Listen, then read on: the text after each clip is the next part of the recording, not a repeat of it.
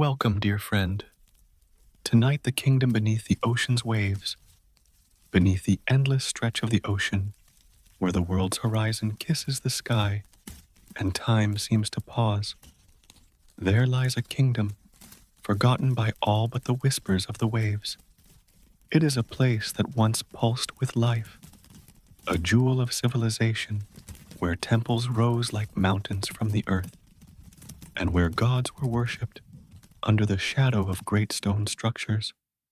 But now, this kingdom sleeps, buried beneath the weight of the sea, hidden from the eyes of the living, its history swallowed by the deep. It is said that the ocean carries with it the stories of all that has been lost to the world. Kingdoms, cities, souls. The water hums with ancient knowledge, speaking in a language that is older than words, a language felt but not heard. Some believe the ocean itself remembers, that it guards the secrets of those who once walked the earth with the reverence of the stars themselves. Tonight, beneath the tranquil surface of the sea, we begin our journey into this submerged world. The sea is still, its surface shimmering softly beneath the glow of the moon, casting its light on the gentle ripples that glide across the water. The air around you feels thick, heavy with the quiet weight of this forgotten world, as though the ocean itself is inviting you to listen, to understand what it holds beneath the surface, in the cool embrace of the deep. It is in this silence that you hear it, the faintest ripple, a whisper from below, as though the very water has called you forth, beckoning you into the depths of this ancient kingdom. There is no sound of wind, no rush of current, only the soft, rhythmic pulse of the ocean echoing its eternal presence. And as you step closer to the edge of the water, the world above begins to fade. The land, with its noise and haste, is gone, replaced by the stillness of the sea, where the only movement is the slow, deliberate dance of the waves. Beneath the surface, the kingdom lies waiting, a city that was once the heart of a great empire, its walls now crumbled into the darkness, its temples no longer lit by the fires of worship, but by the soft glow of bioluminescent creatures that flicker and fade like stars in the night sky. The grand buildings, once towering over the land, now lie silent in their final rest. Their shadows stretch long across the ocean floor, casting their presence like an ancient memory etched in the depths of time. Some believe that this kingdom was not lost by force, but by choice, that it sank beneath the waves as the gods called for it, a great offering to the sea, to the divine. Whispers tell us that a great flood came, not from the earth, but from the heavens, a divine reckoning that swept through the land, carrying the kingdom away like a vessel adrift on a dark and stormy sea. Others say it was the slow pull of time itself, a gradual sinking into the depths as the earth shifted and the waters rose, swallowing all that was once known. As you descend into the depths, the water grows cooler, the light of the moon above fading, until it is replaced by a soft, otherworldly glow. The water here is clear, but the world around you is still shadowed, as if wrapped in a timeless dusk. There, just beyond your vision, the ruins begin to reveal themselves, the remnants of a great civilization, now covered in the embrace of coral and seaweed. You glide past the broken columns of a temple, their once pristine marble now chipped and worn, softened by centuries of salt water and decay. The intricate carvings that once depicted gods and celestial figures are barely visible, fading into the shadows as though the sea has gently erased them. And yet, beneath the soft glow of the underwater world, these images still speak, not with words, but with the quiet presence of their existence, as if they hold a truth that has never left, even in their fall. As you move deeper, the ancient mystery begins to stir. This kingdom, though hidden beneath the waves, is still alive in the water's embrace. The symbols of its gods, worn smooth by the ocean's touch, are everywhere, etched into the stone, carved into the very fabric of the city, as if they were meant to last forever. You see strange artifacts resting among the ruins, golden idols, their once shining surfaces now dulled by time, clay urns filled with remnants of offerings, jewelry that glints faintly in the pale light, as though the hands that once held it are still close, waiting for the moment when they might be remembered again. But the mystery deepens, as all mysteries do when the questions arise. What caused this kingdom to vanish? What force led to its fall?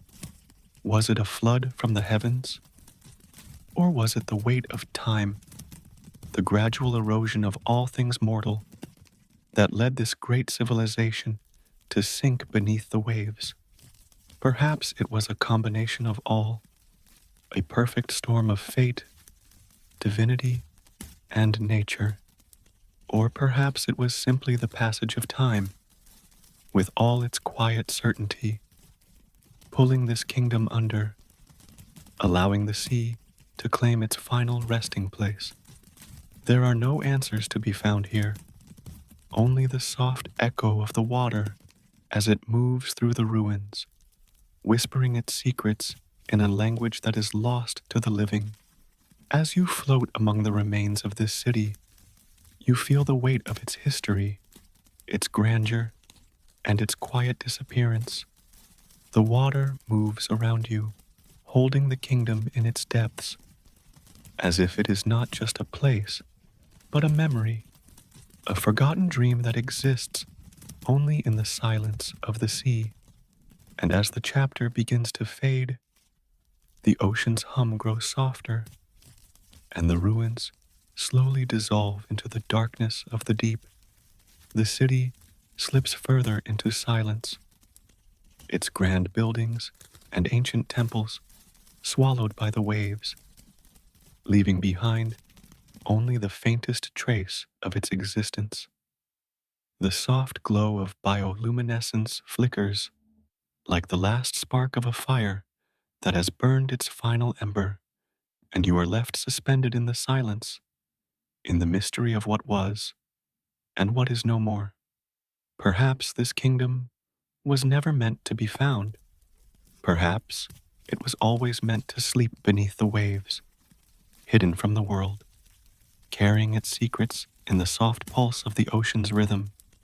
And yet, even in its silence, even in its disappearance, the kingdom lives on, beneath the waves, in the whispers of the water, in the quiet hum of the ocean, waiting to be discovered once more when the world is ready to listen. Some mysteries, it seems, are not meant to be solved, but only felt, like the soft echo of a forgotten song, carried on the tide, drifting through time, always waiting for someone to hear it. And as the ocean breathes softly around you, you are left to wonder, what secrets still lie beneath the silence, hidden beneath the ocean's waves, waiting for the world to listen once more. The silent chamber of the forgotten pharaohs, in the deep shadows of the ancient desert, beneath the weight of countless centuries, lies a place of stillness, a chamber carved from the very bones of the earth. It is said to be the final resting place of kings and queens, the forgotten pharaohs of an empire long since turned to dust. Their names, once etched in the annals of history, have faded, swallowed by time. Yet their tombs remain, hidden beneath the vast sands, waiting, perhaps for the moment when the world is ready to remember. The journey begins in the warmth of the desert night, where the moonlight stretches across the endless dunes, casting long shadows over the land. The air is cool, but there is a heaviness to it, as though the weight of the earth itself is pressing in, urging you to listen, to feel the presence of something ancient, something eternal. The silence here is profound, broken only by the whispering winds that stir the sand and the faint echo of your own breath.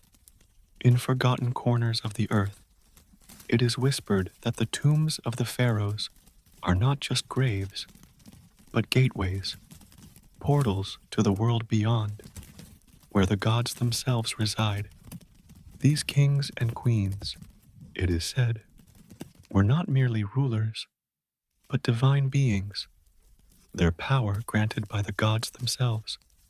To enter the tomb of a pharaoh was to step into the very presence of the divine, to witness the sacred transition between life and death, between the mortal and the eternal. The path to the chamber is not easily found. It winds through the desert like a secret, hidden from the world's gaze. The entrance to the tomb is concealed, tucked away beneath layers of stone and dust, as if the earth itself seeks to keep its sacred knowledge locked away. Yet tonight, the sands shift, and the way is clear. The door of stone, worn smooth by the ages, stands before you, its surface adorned with faded hieroglyphs, symbols that once held meaning, but now speak only in riddles, as though the gods themselves are watching, waiting for the right soul to understand. Some believe that the pharaohs, in their divine wisdom, foresaw their own passing and constructed these tombs not simply as a place of burial, but as a vessel for the soul's journey into eternity. Within these chambers, it is said, are the treasures that the pharaohs took with them into the afterlife: golden masks, jeweled crowns, and scrolls inscribed with ancient prayers. But the true treasure, it is whispered, is the knowledge contained within the walls themselves. Knowledge not of this world, but of the mysteries of the cosmos, secrets that can never be fully understood by mortal minds. As you enter the tomb, the air grows cool, the scent of dust and age filling your lungs. The chamber stretches before you, its walls lined with the faded remnants of a civilization that once believed it could touch the divine. The stone is smooth and cold beneath your fingertips, its carvings worn, yet still legible in the soft light of your torch. The hieroglyphs tell stories of gods and goddesses, of creation and destruction, of life and death, all intertwined in the eternal dance of the universe. Yet there is no sound here, no movement, only the quiet breath of the tomb itself, as if the chamber is holding its secrets close, waiting for the right soul to unlock them. The chamber is not empty, though.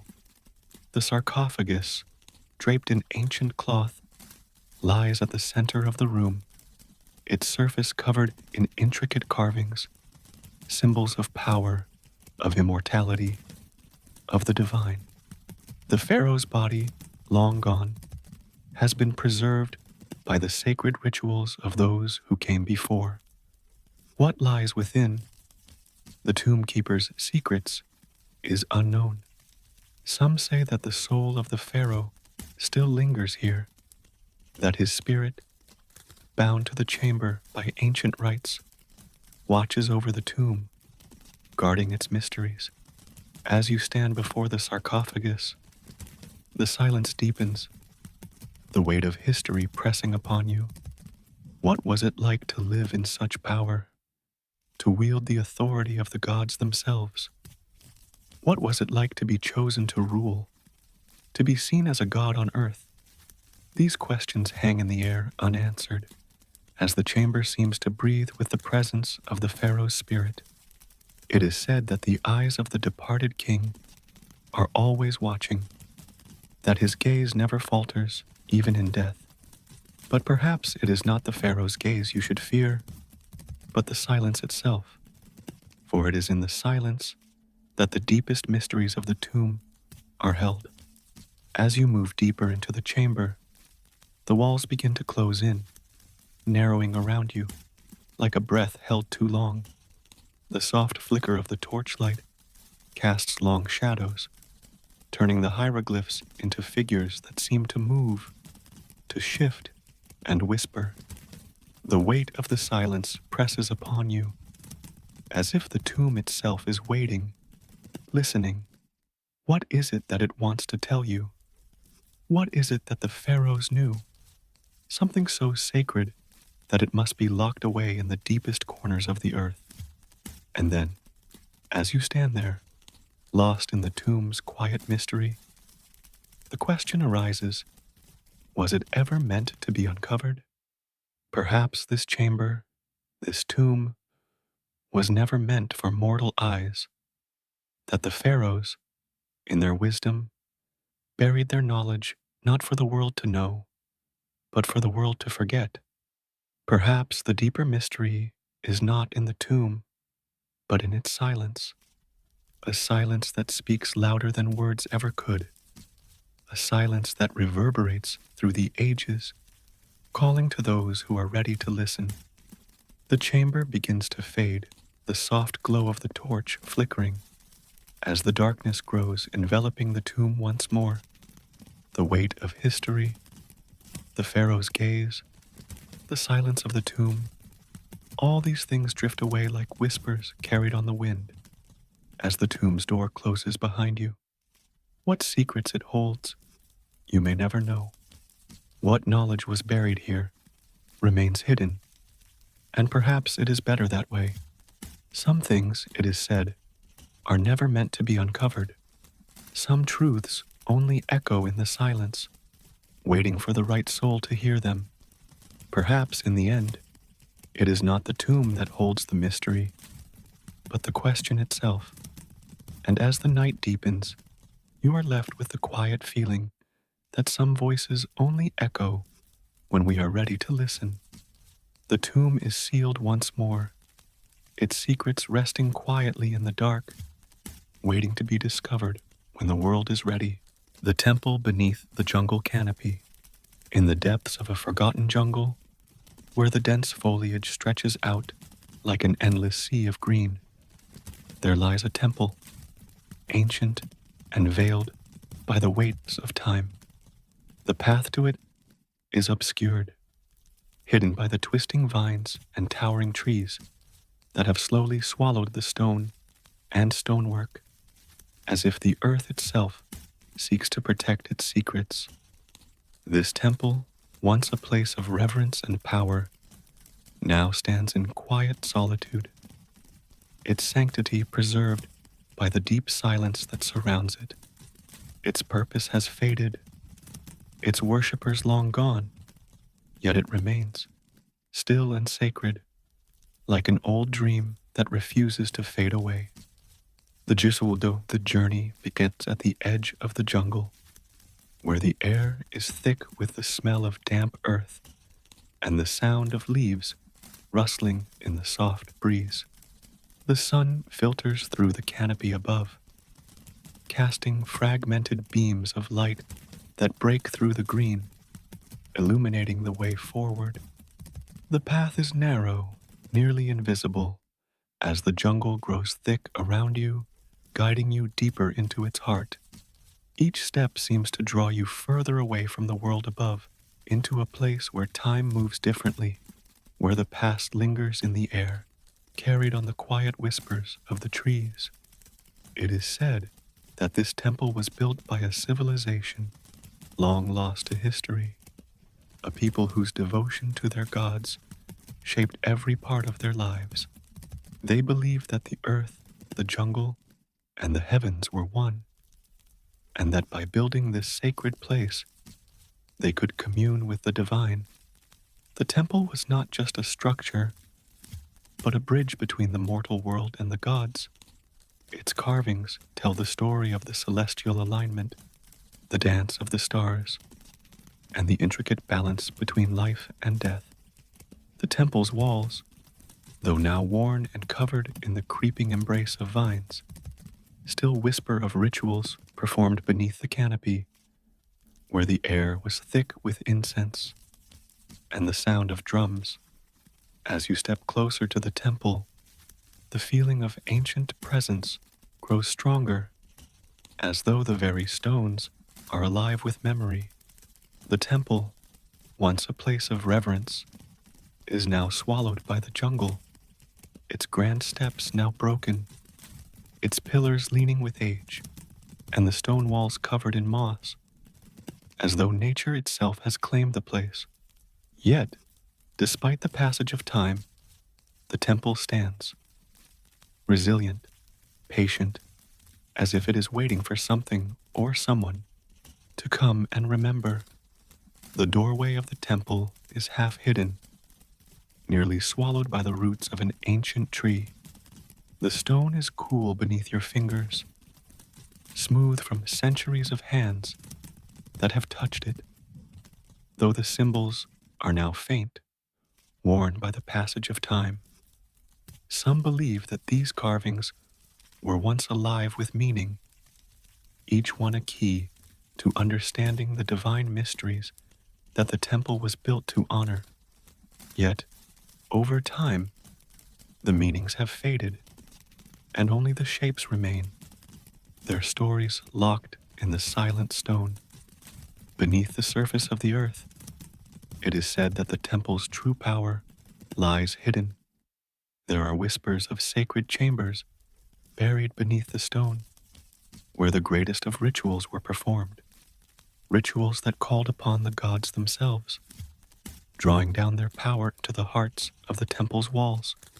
Some say the temple was built to align with the stars, that the movement of the heavens could be felt within its sacred halls, that the priests and priestesses who worshipped here could speak with the divine. The stars were their guides, their constant companions, and they believed that in this temple, beneath the canopy of the jungle, they could touch the eternal. As you move deeper into the temple, the air grows thick, heavy with the weight of centuries. The once grand hallways are now lined with broken statues, their faces worn and chipped by time, their eyes fixed on the floor as though they are waiting for the worshippers who no longer come. The silence of the temple is profound, broken only by the soft sound of your footsteps on the cool stone. And yet, the temple feels alive, as though it breathes with the memory of those who once walked its halls, whose prayers still echo in the quiet corners. At the heart of the temple lies a chamber hidden deep within the stone, where the most sacred of rites were performed. The chamber is empty now, save for the remnants of broken altars and crumbled stone. But the air here is thick with the weight of the past. It is said that in this chamber, the greatest of kings and queens came to seek guidance, to ask the gods for blessings, and to make offerings that would ensure the prosperity of their people. What knowledge did the priests hold here? What sacred wisdom was shared beneath the moonlit sky, where the stars aligned perfectly with the temple's walls? The deeper you venture into the temple, the more you feel the weight of its history pressing upon you.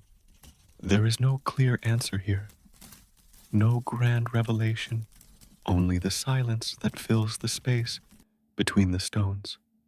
Perhaps the true purpose of the temple is not to be found in its walls, but in the questions it raises. The mystery of what was lost, the quiet wonder of what the priests and worshippers once believed. Some say that the answers lie hidden in the darkness beneath the temple, buried so deep that they will never be found.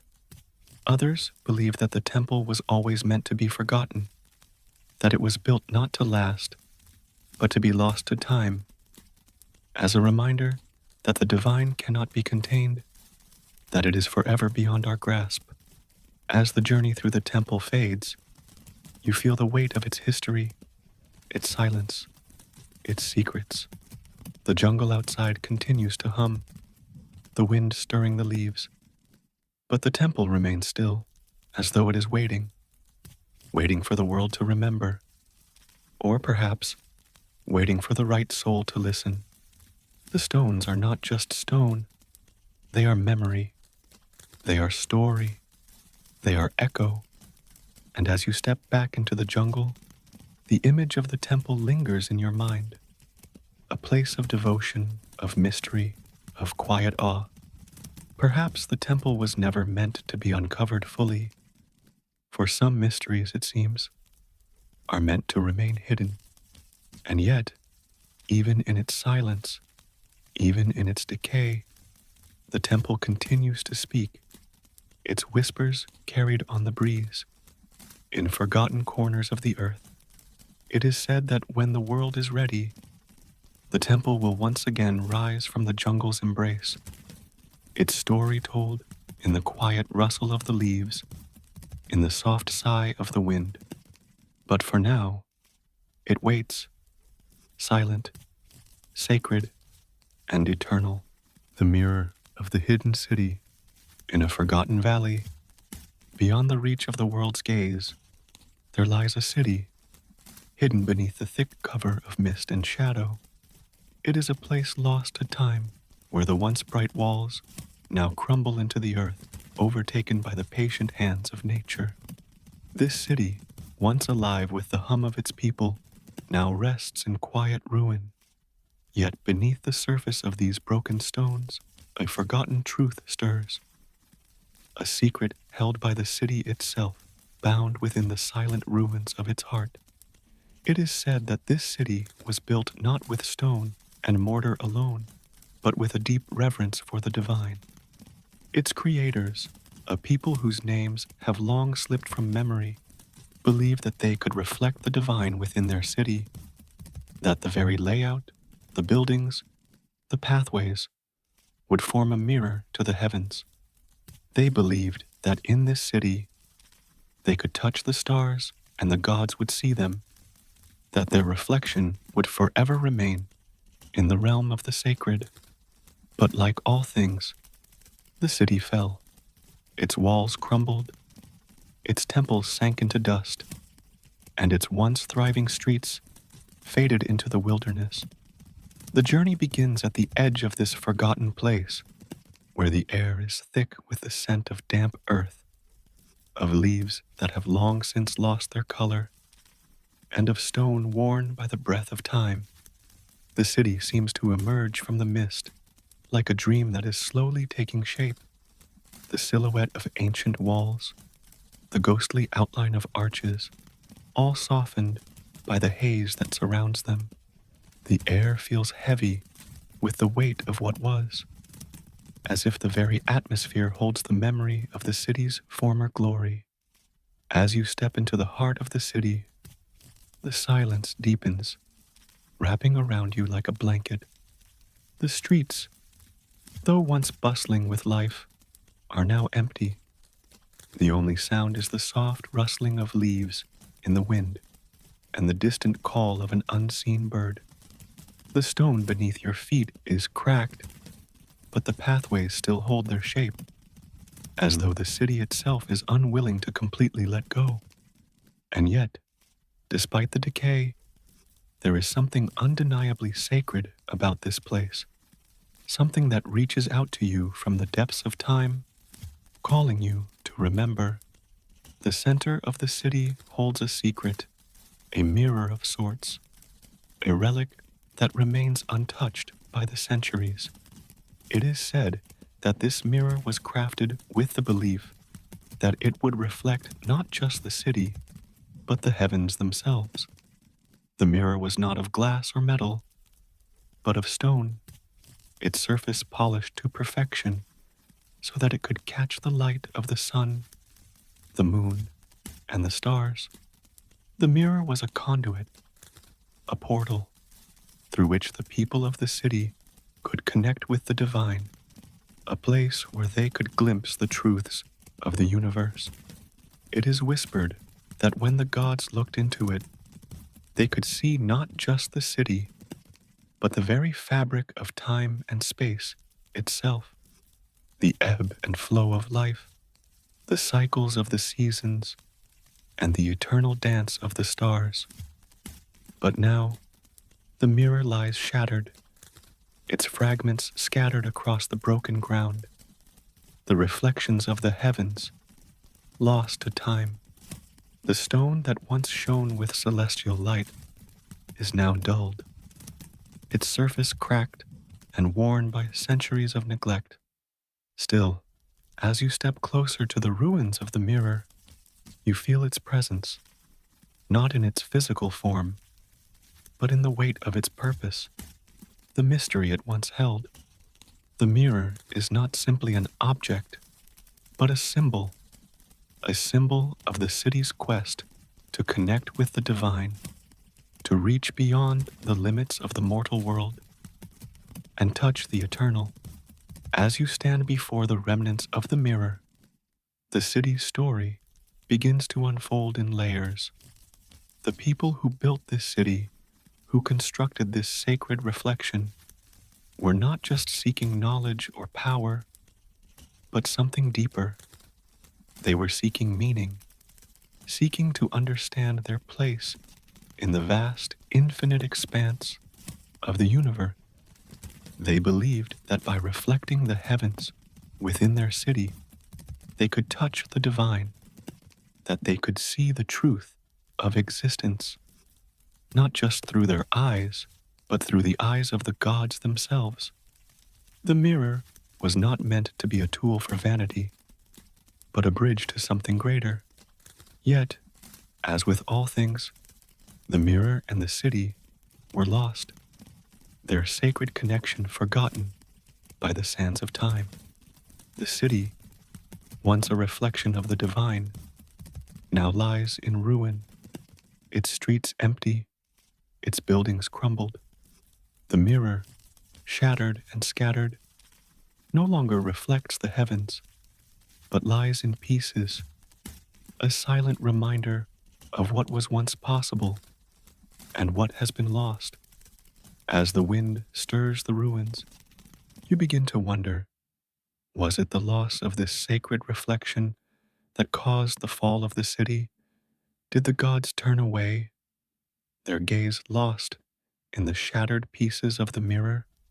Or was it the passage of time itself that wore down the city until even the stars could no longer be seen?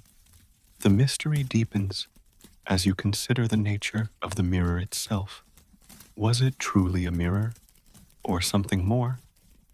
Some believe it was a portal, a way for the people of the city to transcend the physical world, to catch a glimpse of the divine realm. Others believe that the mirror was not just a reflection, but a window into the soul of the universe, a place where one could glimpse the infinite truths of existence. Perhaps the mirror was never meant to be understood in the way that we understand objects, but as a symbol of the eternal, a reminder that our connection to the divine is not something to be grasped, but something to be felt. And yet, the mirror remains broken, its fragments scattered across the forgotten city, just as the knowledge of the people who once lived here is now lost to time. As you walk through the ruins, the city's silence grows deeper, heavier, as though the very earth is holding its breath, waiting for someone to understand. The stories of the past are whispered in the wind, carried through the crumbling columns, but they are difficult to hear, obscured by the distance of time. As you turn to leave the city, the silence follows you, lingering in the air like the final note of a forgotten song. The mirror, though shattered, continues to reflect, not the city or the heavens, but the mystery of what was lost. Perhaps the reflection was never meant to be seen, but only felt. Perhaps it is not the answers that matter, but the questions, the longing to reach beyond the limits of the mortal world, to touch the divine, to glimpse the eternal. And as you step back into the jungle, the city fades into the mist, its memory carried on the soft winds. The broken mirror, its fragments scattered like stars in the dark, remains, waiting for someone to listen, to remember, to reflect. Some mysteries, it seems, are not meant to be solved, but to be felt, like a distant echo that never fades. The silent watchers of the sacred mountain, high above the world, where the earth touches the heavens, there lies a mountain, ancient and untouched, its peak shrouded in clouds, its stones worn smooth by the passage of time. This mountain is not merely a geological formation, but a place of sacred reverence, home to silent watchers who have stood for eons, guarding the land below. It is said that these watchers, statues of forgotten deities, were placed here by a civilization that believed the gods dwelled not just in the heavens, but in the very mountains and stones of the earth. And so, they raised their sacred guardians to watch over the land, to bear witness to the passage of time, to keep the silence of eternity. The journey begins at the foot of the mountain, where the air is thin, and the world seems to shrink beneath the weight of its ancient presence. The earth here is rugged, jagged stone cutting into the soft, green undergrowth, and the path winds upward like a slow exhalation, each step carrying you closer to the mountain's summit, where the air grows cold and the wind howls with the voices of the past. The higher you climb, the more the world falls away beneath you, until you are surrounded only by the mountain, its silence, and the ancient figures that stand sentinel at its peak. It is said that those who walk this path are not merely climbing a mountain, but ascending into the realm of the divine. The mountain, in its quiet majesty, is a bridge between the earth and the heavens, a place where the gods once spoke, where they once moved among the people who worshipped them. These silent watchers, the statues of the forgotten deities, stand in solemn vigil, their gazes fixed on the horizon, as though they are waiting for something to return. Their faces are worn, their features eroded by the wind and rain, but the presence they carry is palpable, as though they still hold the wisdom of ages, still protect the sacred space they were created to guard. The wind grows stronger as you ascend, its howl cutting through the silence like a prayer long forgotten. The statues stand tall, their stone bodies weathered by centuries of storms, but still, their presence is undeniable. The eyes of the gods, once full of life, are now empty, their expressions frozen in time, yet there is a quiet, sacred energy in their gaze. Some say that these statues are not simply markers of a long-past civilization, but that they are the guardians of something far greater, something hidden within the mountain itself. They are not silent because they do not speak, but because they have seen the passage of time. They have witnessed the rise and fall of empires, and they wait, not for something to come, but for something to be remembered. As you reach the summit, the wind howls around you, its breath cold against your skin. The mountain seems to rise endlessly into the sky, its peak lost in the swirling clouds that swirl around it. Here, at the pinnacle, the watchers stand in their eternal silence, their faces turned toward the horizon, their eyes distant, as though they are looking not at the land before them, but at something beyond the earth, beyond time itself. It is said that the gods who once inhabited this mountain are not gods of thunder or war, but gods of silence, of stillness, of eternity. They are the ones who see without judging, who listen without speaking, and in their silence, they hold the secrets of the universe, the quiet truths that can only be understood when the noise of the world fades away. The statues, though weathered and broken, still stand as they have for centuries. Their hands are outstretched, their feet rooted in the earth, as though they are holding the mountain itself together, preserving the sacredness of the space. But the silence of the mountain is not one of absence, but of presence.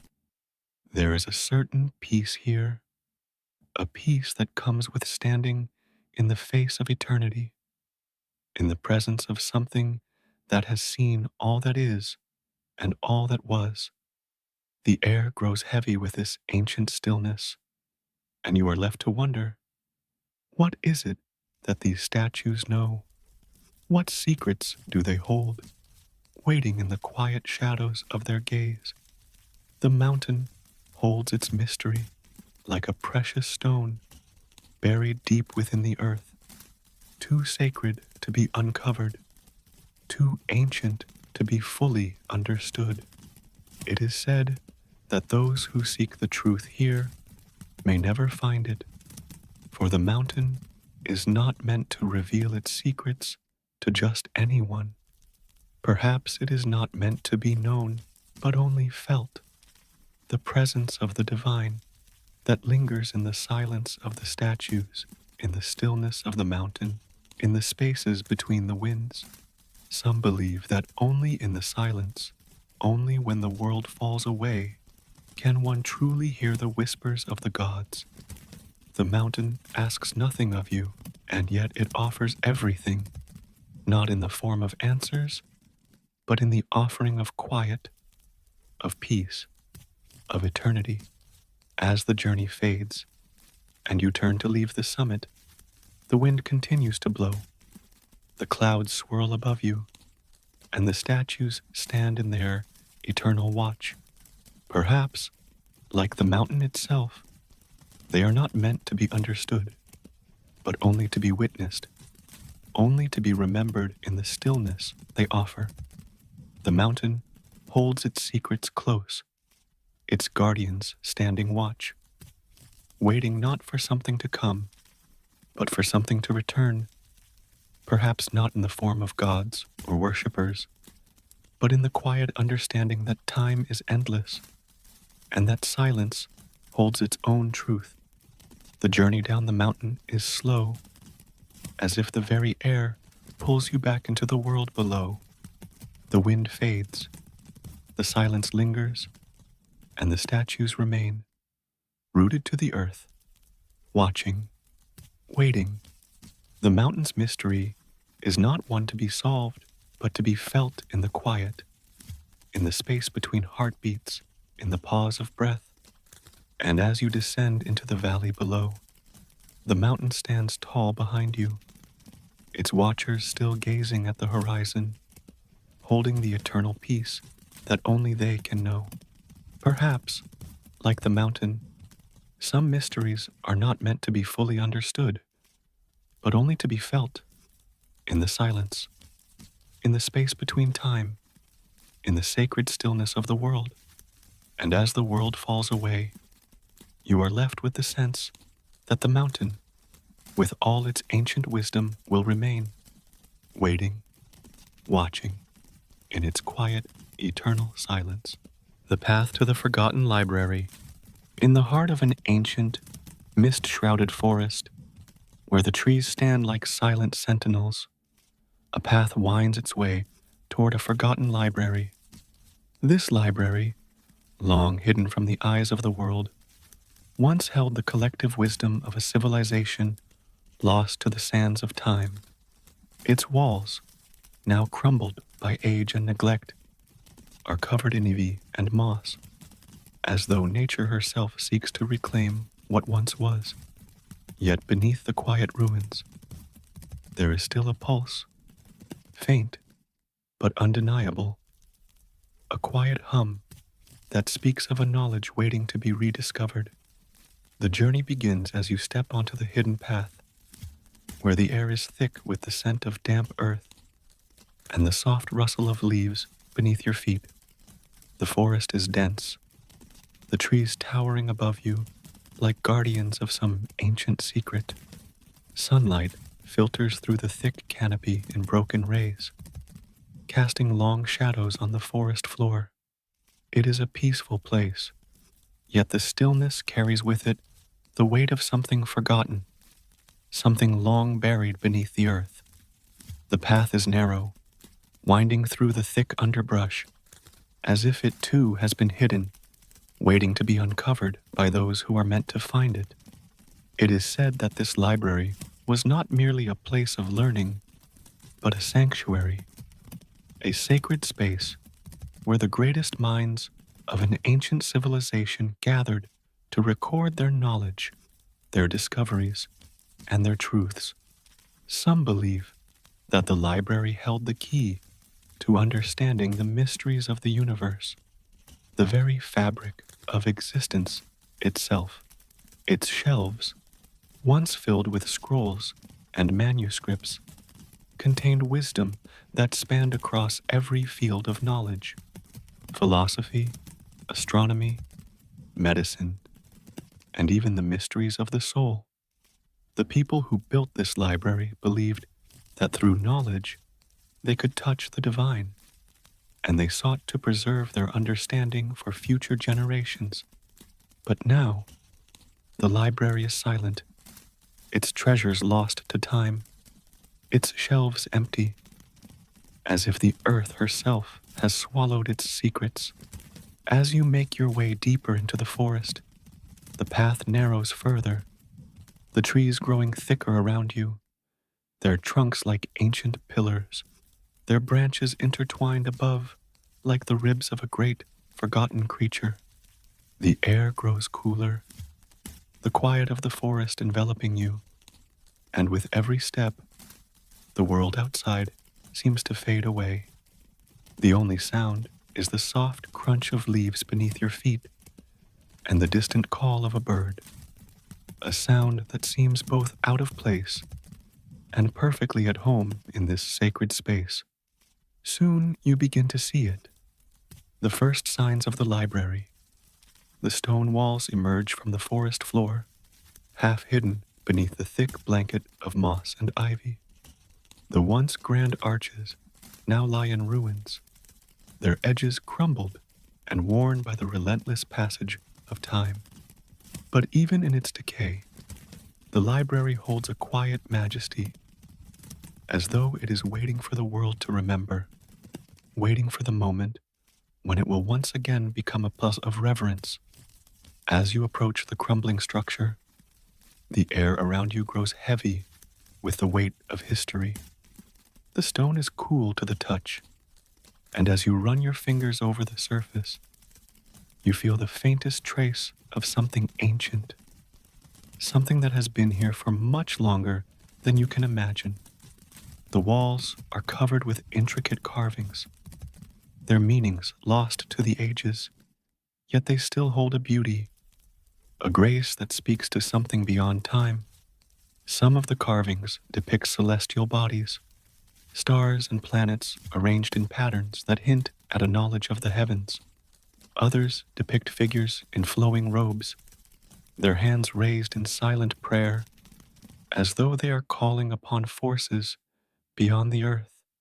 There is no sound here, no voice, no movement, only the stillness that wraps itself around the ruins like a protective shroud. Yet in that silence, you can almost hear the faint echo of those who once walked these halls. their voices soft and distant, like whispers carried on the wind. The library was not just a building, but a living entity, its very walls filled with the breath of knowledge. It is said that those who entered the library did not leave with mere facts or teachings, but with something deeper, a sense of connection, a feeling that they had touched something greater than themselves. As you move deeper into the ruins, you find what is left of the great chamber, a vast space that once held the heart of the library. The floor is covered in broken stone, and the shelves that once held the scrolls and manuscripts are now empty, their wood decayed by centuries of neglect. Yet, the room still holds an undeniable presence, a sacred energy that seems to linger in the air. There, in the center of the chamber, lies a large, flat stone, its surface worn smooth by the passage of time. Some believe that this stone was once an altar where offerings were made to the gods of knowledge, where the greatest scholars of the age came to meditate and reflect on the mysteries of the universe. And here, in the quiet of the ruined library, the mystery deepens. What happened to the knowledge that was once preserved here? Where did it go? And why was the library abandoned, left to crumble into dust? Some say that it was the slow passage of time that claimed the library, that it simply faded into obscurity, like so many other great centers of learning. Others whisper that the library was intentionally hidden, its knowledge buried by those who feared the power it contained. Perhaps the library was never meant to be found, but only to be glimpsed, a fleeting memory of a civilization whose understanding of the world was so vast, so sacred, that it could never be fully understood. As you leave the ruins, the air shifts, and the path behind you begins to fade into the mist of the forest. The library, though silent, still holds its secrets, its wisdom, its history, its truth, waiting for the world to listen, waiting for the right soul to understand. Perhaps it was never meant to be found, but only to be felt, like a dream that lingers at the edges of memory, slipping away just before it can be fully grasped. The mysteries of the library, though lost to time, remain within the very stones, the very air, waiting to be discovered when the world is ready. Perhaps in the end, some truths are not meant to be found. Perhaps the library's knowledge was always meant to live in the silence, carried by the wind, whispered in the rustling of the leaves. The forest, like the library, holds its own mysteries, its own secrets, waiting for the right moment to reveal them. And as the fog thickens around you, you are left with the quiet feeling that some things are better left forgotten, their wisdom wrapped in silence, waiting to be uncovered when the world is ready to listen. The library, now lost to the world, fades into the mist, its secrets buried beneath the earth. Some stories, like the wind, will never be fully understood. They are merely carried, gently, through time, waiting for the right soul to hear them. The sacred garden of the fallen empire, amidst the ruins of a once great empire, hidden from the world by time and the relentless forces of nature, there lies a garden, a place of quiet beauty where flowers once bloomed in abundant color and life, and the air was thick with the fragrance of rare herbs and sacred plants. Now, the garden stands as a silent memorial, its former vibrancy dulled by age, yet still holding a quiet power, a sense of sacredness that has never truly left. This garden was not just a place of nature's beauty, but a space where the divine and the earthly met, a place where the rulers of an empire once sought wisdom, guidance, and peace. The journey begins in the soft warmth of the evening sun, where the air is filled with the quiet hum of the earth, the distant rustle of leaves carried up by the breeze. As you step into the overgrown ruins, the garden appears like a dream, a tranquil oasis in the heart of the empire's decay. The once great walls of stone, now crumbled and covered in moss, still mark the boundaries of the garden, enclosing it like a hidden space, untouched by the outside world. The air here feels different, still, as though time itself has slowed, allowing you to pause and reflect. The people who tended this garden were not simply gardeners or workers. They were priests and keepers of sacred knowledge, entrusted with the care of this holy space. The garden was designed not just for beauty, but for peace, a space where the emperors and the priests could come to commune with the divine, to seek clarity in their hearts and minds, to ask the gods for guidance in the matters of the empire. The paths were laid out with intention, the plants carefully chosen for their symbolic meaning, for their connection to the heavens and the earth. Each flower, each tree, was a symbol of something greater, a reminder of the delicate balance between life and death, of the cycles that govern both the natural world and the soul. Some say that the garden was built as a place of healing, a sanctuary for the body and the spirit, where the rulers of the empire came to meditate, to seek solace in the embrace of nature. There are whispers that the plants in this sacred space held more than just medicinal value, that they were chosen for their power to connect with the divine, to open the heart and mind to higher wisdom. The waters of the small fountain at the center of the garden were believed to be blessed by the gods, and many would come to drink from it or bathe in its cool waters, seeking to be cleansed of both physical and spiritual ailments. As you walk through the garden, the once pristine paths are now cracked and overgrown, the stones worn smooth by the weight of time. The flowers that once flourished here are now faded, their petals crumbling into the earth. Yet they still hold a kind of quiet dignity.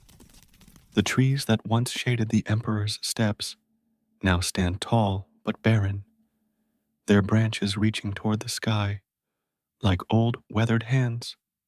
Yet even in their barrenness, the trees hold a beauty, a grace that comes with age, as if they have watched over this sacred place for eternity. The fountain at the center of the garden is still intact, though its waters no longer flow. The stone basin, once carved with intricate symbols of the gods, now stands silent, its surface still, reflecting the soft light of the dying day. The carvings are faded, worn by time and the slow erosion of the earth, but they are still visible, their meaning now a distant memory, their wisdom buried in the silence of the garden. What did these symbols once mean? What was their significance to the people who tended this sacred space? Perhaps the answers are lost, like the rest of the empire, swept away by the sands of time. Or perhaps the answers are here, hidden beneath the silence, waiting to be uncovered when the world is ready to listen. As the sun sets and the shadows grow longer, the garden seems to transform, becoming something different, something ancient, something eternal. The colors of the flowers fade into twilight. The trees cast long, deep shadows across the stone, and the air grows cooler, thicker with the weight of time. The silence of the garden deepens, and with it, a sense of reverence grows, not just for the beauty of the place, but for the history it holds, for the people who once walked here, seeking peace, seeking understanding, seeking connection to something greater than themselves. But as you stand in the heart of the garden, surrounded by its quiet beauty, a question arises. What happened to this empire? What caused its fall, its eventual disappearance, leaving only these ruins behind? Was it the slow passage of time, the natural forces of decay that took their toll? Or was it something more, something unseen, a divine reckoning perhaps, that caused the empire to crumble into silence? The garden remains, a living testament to a time that once was, but the empire is gone, its people lost to the pages of history. What can we learn from this garden, from the peaceful stillness it offers?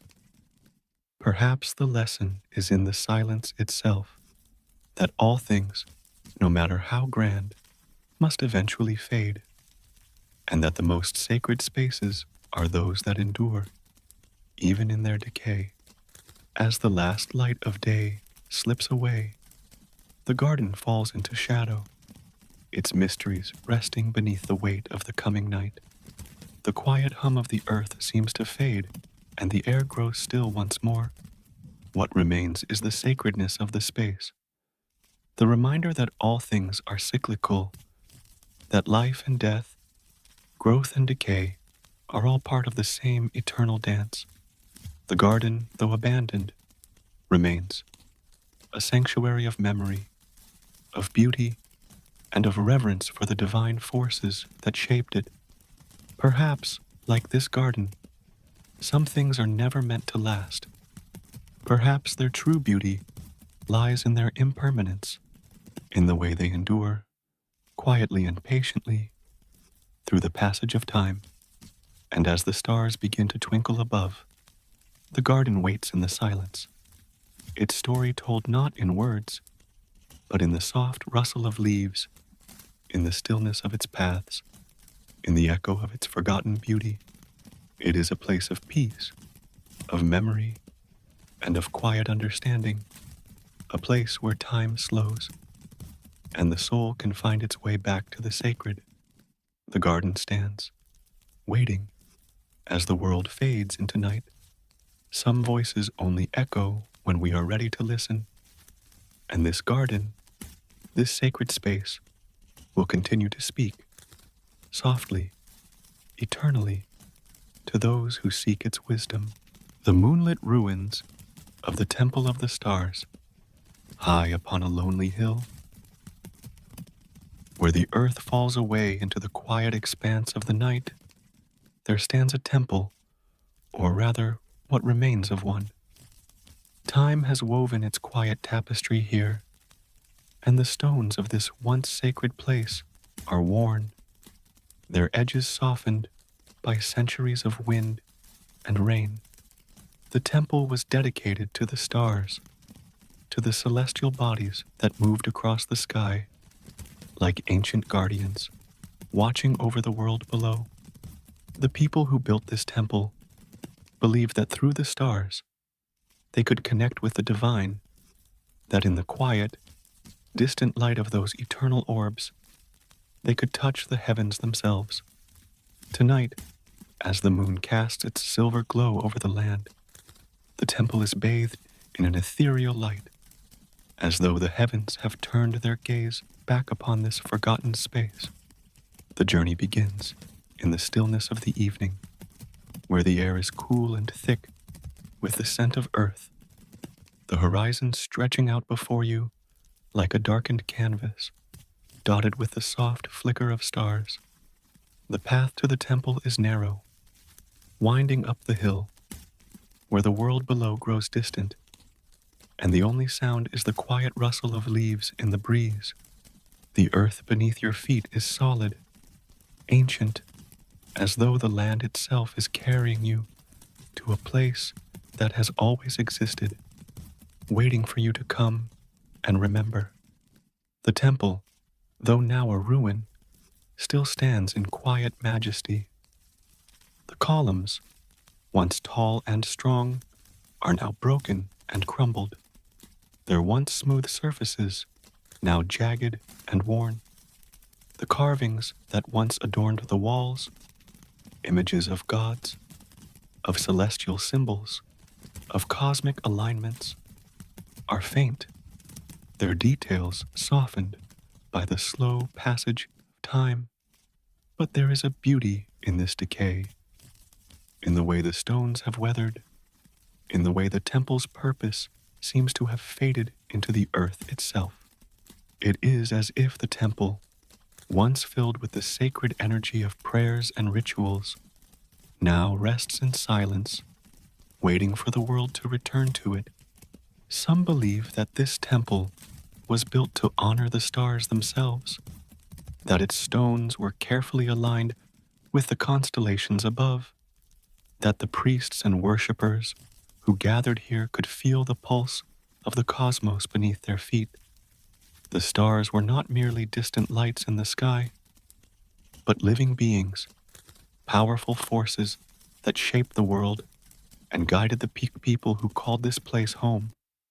The temple, they believed, was a conduit between the earth and the heavens, a place where the divine could be touched, where the secrets of the universe could be unlocked.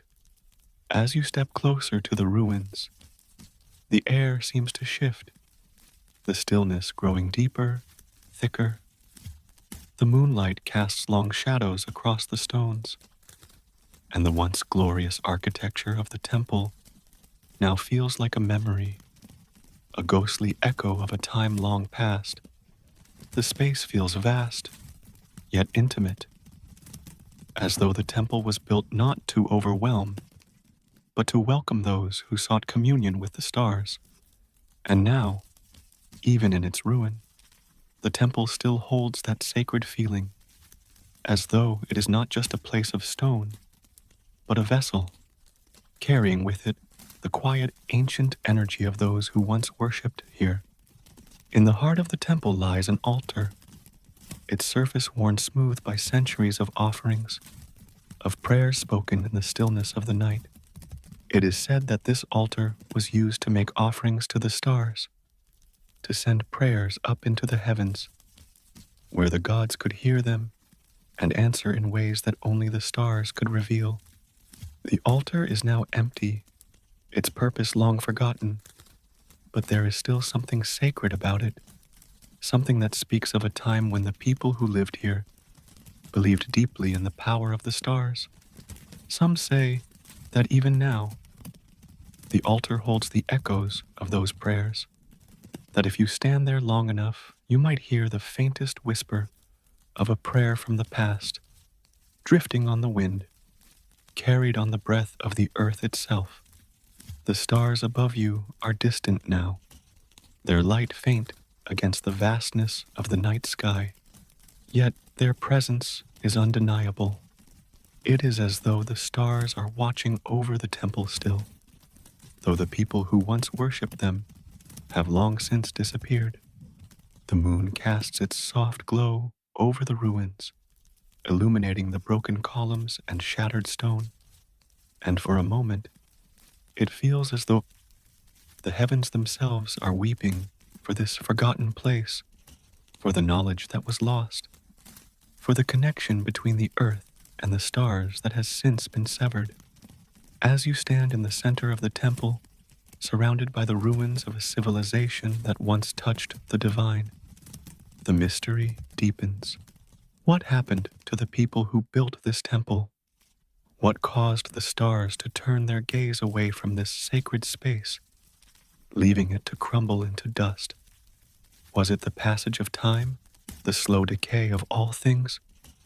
Or was there something more, something hidden beneath the surface of this forgotten place? A secret that the temple itself is keeping. The journey through the temple is not one of answers, but of questions. Questions that hang in the air like the stars themselves, distant and unreachable, yet always present. And as the moon begins its slow descent, the temple grows still once more, its silence wrapping around you like a blanket. Perhaps the answers are not meant to be found, for some mysteries, it seems, are not meant to be solved, but only felt. The temple, in its quiet grandeur, holds its secrets close, waiting for the world to remember, waiting for someone to hear the call that the stars once made. As you leave the temple and descend the hill, the stars remain overhead, their quiet light watching over the land, their ancient rhythm unbroken. The temple, though forgotten by time, still holds the presence of those who once built it, of those who once prayed beneath the stars, seeking something greater than themselves. And as the winds stir the trees and the night deepens, you are left with the sense that the stars, like the temple, are waiting, waiting for someone to remember, waiting for someone to listen. Some voices only echo when we are ready to hear them, and the stars, forever and always, are waiting to guide us. The song of the forgotten islands, far beyond the reach of known maps, where the endless horizon meets the vastness of the ocean. There lie islands, islands so remote, so untouched by the hands of time, that they remain hidden from all but the whispers of the sea. These islands, like fragile pearls scattered across the face of the earth, were once home to a people whose voices filled the air with song, their melodies carried on the wind, blending with the rhythm of the waves. But now, the islands rest in silence, their shores untouched by human footsteps, their stories slowly fading into the distant past. Tonight, as the gentle hum of the ocean surrounds you, the journey begins with the soft sound of the waves lapping against the shore. The salt air is thick with the scent of the sea, the cool breeze brushing against your skin like the touch of forgotten memories. The ocean stretches out before you, vast and unbroken, its surface shimmering beneath the soft glow of the moon. The islands, though distant, seem to call to you from across the waves, a call that is faint, like the last notes of a song carried on the wind. The islands, though shrouded in mystery, were once known for their harmony with the sea, their music intertwining with the rhythm of the tides. It is said that the people who lived here did not merely exist with the land, but in communion with it, their lives marked by the cycles of the ocean, their songs a language of connection between earth and sky, land and sea. The islands were not just a home, but a sanctuary, a place where the natural world was revered, where the divine and the earthly met in quiet symphony. As you approach the islands, the sound of the waves grows louder, their gentle crash against the rocks a soothing, rhythmic pulse. The first thing you notice as you step onto the shore is the quiet, the overwhelming stillness of the place. The land seems untouched, the jungle thick and lush, the trees stretching high into the sky, their leaves swaying in the soft breeze. The song of the islanders is gone now, their voices faded with the passing of time, but the echoes of it linger, carried on the wind, as if the very land itself holds a memory of the melodies that once filled the air. The path through the jungle is winding and narrow, the dense foliage pressing in on all sides, as though the island is protecting its secrets, hiding its past beneath layers of green. You move through the shadows of the trees, the occasional flicker of moonlight filtering through the canopy above, casting the path in soft silver. The air is thick with the scent of damp earth, and the only sound is the rustle of leaves underfoot and the distant call of a bird. its cry a soft, lonely note, as if it, too, is waiting for something to return. Deep within the heart of the island, you find what remains of the village, a series of stone structures, now crumbled and overgrown, their walls worn smooth by the touch of time. The carvings on the stone are faint, barely visible beneath the thick vines and moss that cling to them, but their shapes still hold meaning, as if they are telling a story that has yet to be fully understood. Some of the walls depict scenes of people in ceremonial dress, their hands raised to the sky, their faces filled with reverence. Others show the sea, vast and infinite, with ships crossing its waters, their sails billowing in the wind, carrying the islanders' voices across the waves. The village, though now empty, still holds the sense of something greater. It is as if the very stones are waiting to be remembered, waiting for someone to hear the song that once filled these shores. The people who lived here, though long gone, believed that through music, through their connection to the land and sea, they could touch the divine.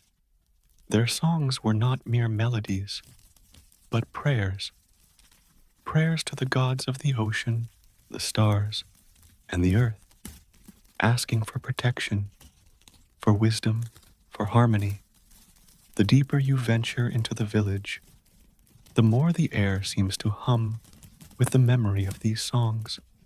The stone structures now stand silent, their roofs long collapsed, but still, they hold a sense of reverence. Perhaps it was not the buildings themselves that made the place sacred, but the people, their belief in the connection between the earthly and the divine. The songs they sang were not just for themselves, but for the land, for the sea, for the stars above them.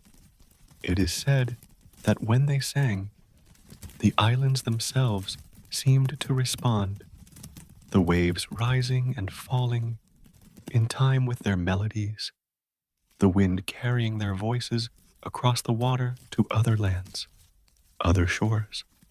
Yet, as you stand in the heart of the village, a question lingers in the air. What happened to the people who once lived here? What caused the songs to fade, the voices to fall silent? Some believe that a great storm came, one so fierce that it swept the people away, erasing their presence from the islands entirely.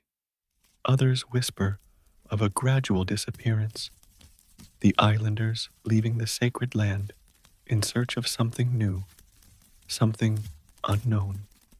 Perhaps, as with all things, the people simply faded into the past, their songs lost in the wind. The mystery deepens as you stand before a large stone structure at the center of the village. It is not a building, but a monument, a raised platform covered in carvings, now worn and faded, but still holding an undeniable presence. Some say this was the place where the islanders came to make their offerings, where they gave thanks to the gods and asked for guidance.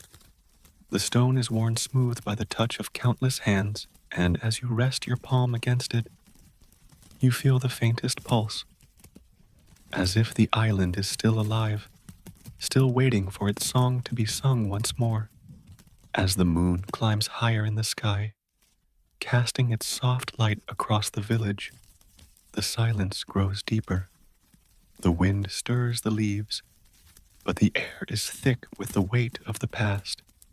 The songs that once filled the air are now lost, their echoes fading with the passage of time, leaving only the quiet rustle of the trees, the distant hum of the ocean, and the soft pulse of the land beneath your feet. Perhaps it was never meant to be found, this song of the islands.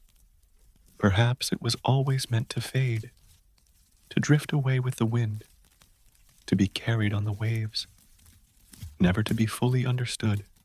And yet, even in its silence, the song remains, like a memory that lingers long after the music has ended.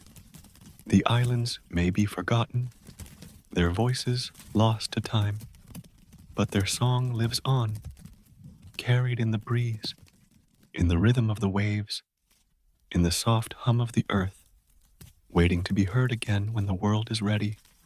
Perhaps some songs are meant to be heard only once, their beauty fading, not in silence, but in the spaces between the notes. And as the night deepens and the stars rise higher above the ocean, you are left with the quiet hum of the islands, their song still lingering in the air, waiting like a dream for someone to listen. The secret of the crystal cavern, far beneath the surface of the earth, in the shadows of towering mountains and the hidden crevices of forgotten caves, there lies a cavern, a secret place, untouched by the sun, where the air is cool and thick with the scent of stone and time.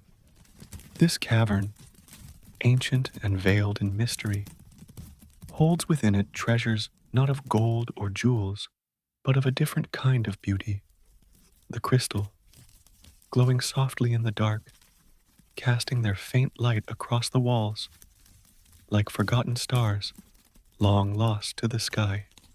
Here, in the silent stillness of the underground world, secrets have been kept for centuries, waiting for the right soul to discover them. The journey begins at the mouth of the cavern, where the land is barren and quiet, the wind still, as though the earth itself is holding its breath. The entrance to the cave is hidden, barely noticeable beneath a canopy of vines and moss, as if the cavern seeks to remain forgotten. The air is heavy as you step inside, the darkness wrapping around you like a blanket, only broken by the soft flicker of your torch. The walls are damp, the air cool and sweet, as if it has not seen the light of day in centuries. And beneath the weight of the silence, there is a strange sense of calm, a feeling that the world above has ceased to exist, that here, in this forgotten place, time itself slows, if not stops. It is said that the cavern was not discovered by accident, but by those who sought it, drawn by a whisper carried on the wind, a call from beneath the earth that reached into the hearts of those who dared listen. They believed that the crystals within the cavern were not just beautiful, but sacred, that they held the power to unlock the deepest mysteries of existence, that they could bridge the gap between the mortal and the divine. The crystal, glowing faintly in the darkness, were seen not as mere stones, but as beacons, lights in the deep that guided those who were ready to see what others could not. The deeper you venture into the cavern, the more the air seems to thrum with ancient energy, as if the very stones beneath your feet are alive with a force you cannot quite understand. The walls are lined with crystals of all sizes, their surfaces smooth and reflective, glowing softly in the dim light of your torch. Some of the crystals are small, mere shards, while others rise from the earth like towers, their jagged edges catching the light and casting strange shadows across the cavern. The larger crystals pulse with a quiet rhythm, as though they are breathing, as though they are waiting for something or someone to discover them. It is said that the ancient people who once entered this cavern did not come seeking riches, but enlightenment. They believed that the crystal held the answers to questions that had troubled humanity for ages. Questions about the soul, the nature of time, and the mysteries of the universe. To them, the crystals were not just objects to be admired, but tools of transformation, capable of unlocking hidden wisdom, of bridging the divide between the earthly and the celestial. Some believe that the crystals were formed not by natural forces, but by divine hands, shaped and molded to carry within them a secret knowledge, one that could only be revealed to those who were pure of heart and open of mind.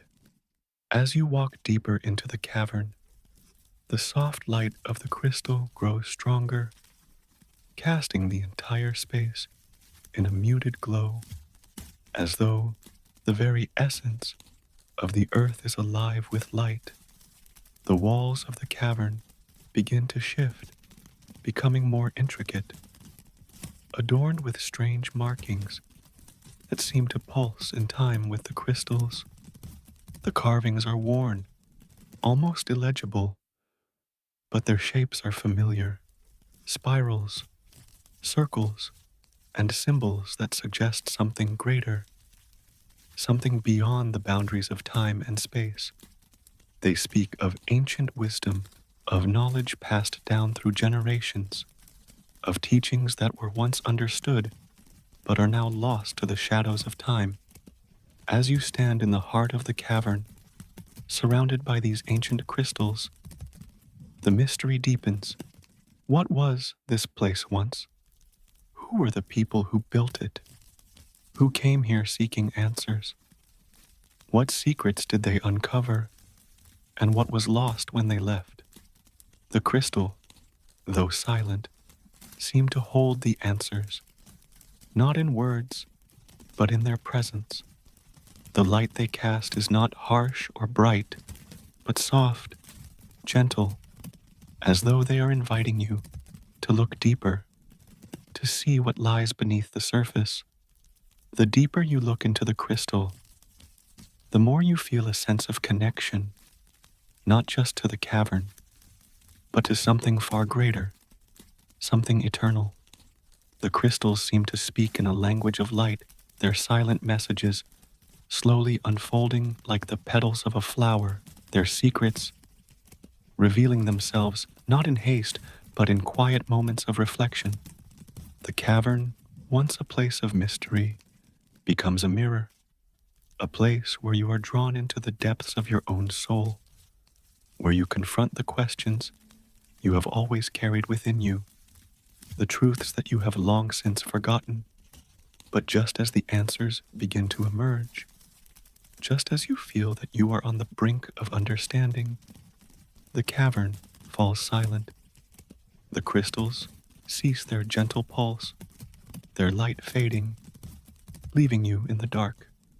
The mystery of the cavern remains just out of reach, as though the knowledge it holds is not meant to be uncovered, but only glimpsed. The cavern does not provide answers, but asks questions, questions that linger unanswered in the stillness of the dark. Perhaps the true secret of the cavern is not the crystals themselves, but the quiet of the space, the way it draws you inward, inviting you to seek your own truths, your own understanding of the mysteries that lie within. And as you begin to turn back, the light of the crystals fades completely, and the silence of the cavern deepens. The walls are now dark, the air still, as though the earth itself has gone to sleep, waiting for the next seeker to come and discover its secrets. The cavern, though quiet, is not empty. It holds within it the echoes of those who came before, their voices carried in the soft hum of the earth, in the faint light of the crystals. Some mysteries, it seems, are not meant to be solved, but felt, like the gentle pull of the earth, like the quiet whisper of a dream. As you leave the cavern and step back into the world above, the silence remains with you. Perhaps the secret of the cavern is not in what it reveals, but in what it keeps hidden, a reminder that some truths are not meant to be understood, but only experienced, like the light of the crystals, fading slowly into the dark. Some voices, only echo when we are ready to listen. Perhaps one day the cavern will call again. Until then, it waits, its secret held in the silence, beneath the earth, in the soft pulse of the crystals.